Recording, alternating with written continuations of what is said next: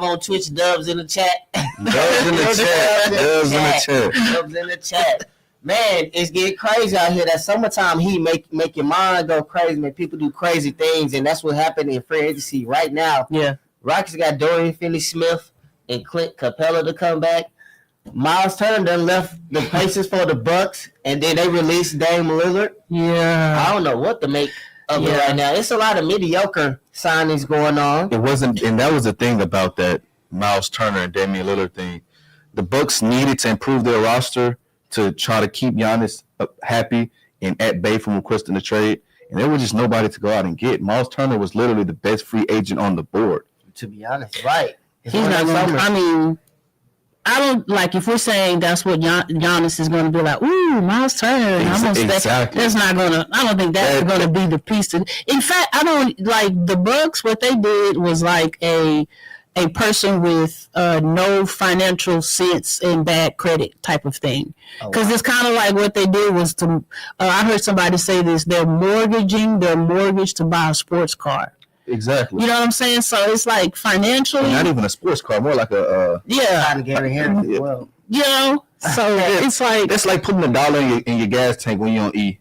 But it's good for Dame because he's going to get paid. He had a chance to get healthy, and this will be the first time where he gets to choose where he can go first time and all of that. So for him, it's good. That's great for Dame. Damian Lillard couldn't have pictured a better thing because they're another team, as we were talking about, the Aces.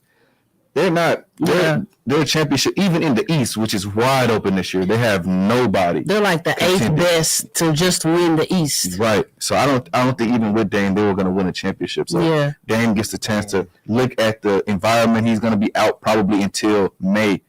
Yeah. Recovering from that Achilles injury. Yeah, and then they re-signed Kevin Porter Jr. agreed to a 2-year, $11 million deal with a player option. So they may want to give the young fella a try. Yeah. That's not going to do nothing. Still not going to push him over the head. Well, how about this? Another big one. D'Angelo Russell signed to the Mavericks. Yeah, that's typical. We were expecting the Mavericks to put in a veteran point guard in place until Kyrie Irving got back. Yeah, so I think that was needed. A very good move by Nico Harrison. Yeah. He's kind of constructing his roster to be a championship contender. In my personal opinion, I think they are top three or four teams in the Western Conference to contend with OKC and Denver. What if Nico wins a ring before Luka wins a ring at the Lakers? It's possible. With this current roster, it's very possible. Yeah, it's possible. Because you have 4 All-Stars and then the potential Rookie of the Year. You have 4 ex-All-Stars and then the Rookie of the Year. They own to something. I mean, 2 champions. They own to something. They're gonna be something. Yeah, Dallas is gonna be on the map. Kyrie, Clay, and AD. Right. 3 champions, 4 All-Stars, and when you throw D'Angelo Russell in that mix. And I hope they do for Nico's sake, just so because they are still booing this man. They can win just after us. Let's not get carried away. They can win just after us. We need a chip first. Man, I don't. So what? Agreed. Let's see about these moves out here.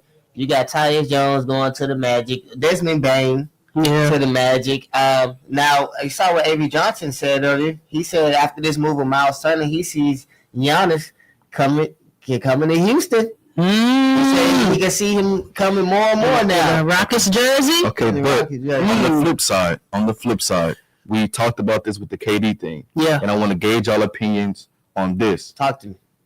We will have to literally gut the roster in order to get a Giannis Antetokounmpo. You got to trade for him? Yes, you're going to have to. You're going to have to trade for him. He is not a free agent. It's going to have to be Shagun. It's going to have to be a Jabari Smith Jr. It's going to have to be a Reed Shepherd. And it's going to have to be the 2 other Phoenix picks that we have left. Mm-hmm. Something of that nature. It is. Yeah, it's going to have to give up too much. Because unless you do a 3-team trade.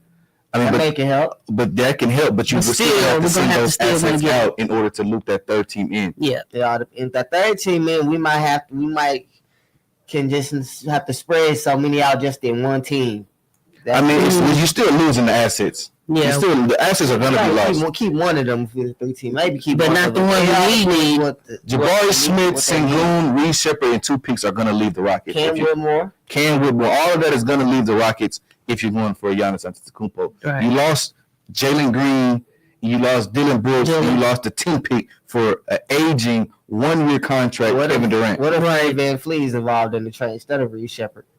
I mean, you're gonna lose assets. Either way it goes, to me, I'm gonna lose a Van Fleet. I'm gonna be honest with you. I'm not that big on him. To be honest with you, it wouldn't make sense to me though to do the building that they're trying to do and then give up something to get Giannis, and then we're stuck with Durant, who's only here a year. It wouldn't make sense to me financially or space and cap, but roster wise, it just wouldn't make sense to me to do that. I'm under the same belief as well. I think once you went in and got Kevin Durant, I think it was an either or. Yeah, I think you had definitely. You wanted to use your assets for one of the two guys. Once you went and got Kevin Durant, you keep the youth movement that you have with a superstar Hall of Famer leading the way. Yeah. If you build around that, because you have something for right now. You still have Sengun, Jabari Smith, Tari Eason, Cam Whitmore, Reed Shepard for the next 5-6 years. Mm-hmm. Yeah. So I think you can't go all in right now because Kevin Durant could leave, Giannis could leave, and then you're back to or Durant could get hurt because we know he's kind of injury prone also. I think the Spurs are the team to look out for. Man, the Spurs for are on Giannis. it. Yeah. Wow. For Giannis. Ooh, can you imagine that? They just drafted Dylan Harper.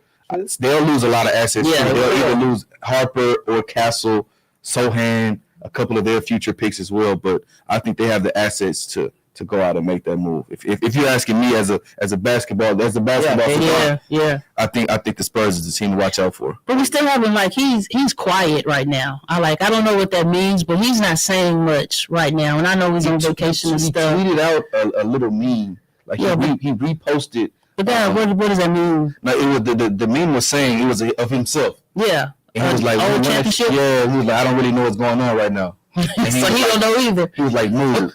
Yeah, he's confused too right now. Tweets mean something. Tweets mean something more than what you know. To be honest with you, so do y'all think that from what the Rockets have done so far that we've gotten deeper and a little bit more flexible? I think we're the second best team in the West. Well, I think the Rockets. I'm not gonna hop on the Rockets bandwagon, you guys. Not yet. I'm staying. I'm a diehard Lakers fan. I'm gonna stand by that. But I do love the city. I'm not completely sold.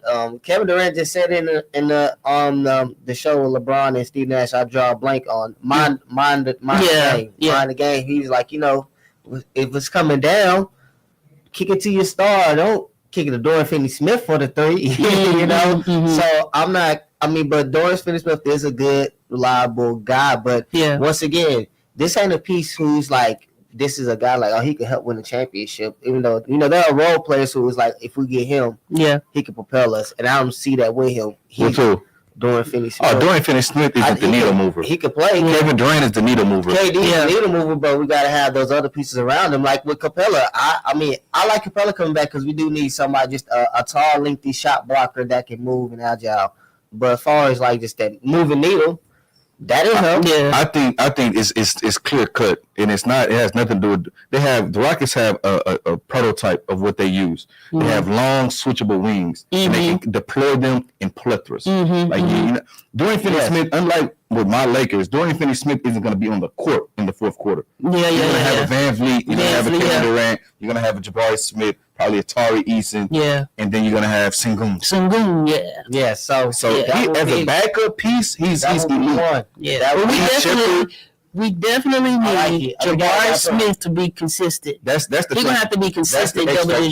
On this roster. Bro, y'all can't, boy, I know y'all was bad children growing up. I'm just playing with y'all now. But I just want to throw this at y'all before we go wrap it up. Who would you rather have train your young guys, Giannis or KD? Kevin Durant. So with that being said, I love it. Coming back up, yesterday was the $1 million day. The holiday that's not a national holiday. Yeah. We will let you know back on Amazing 102.5 FM. Show me the money. I was going to say the same thing. Show me the money.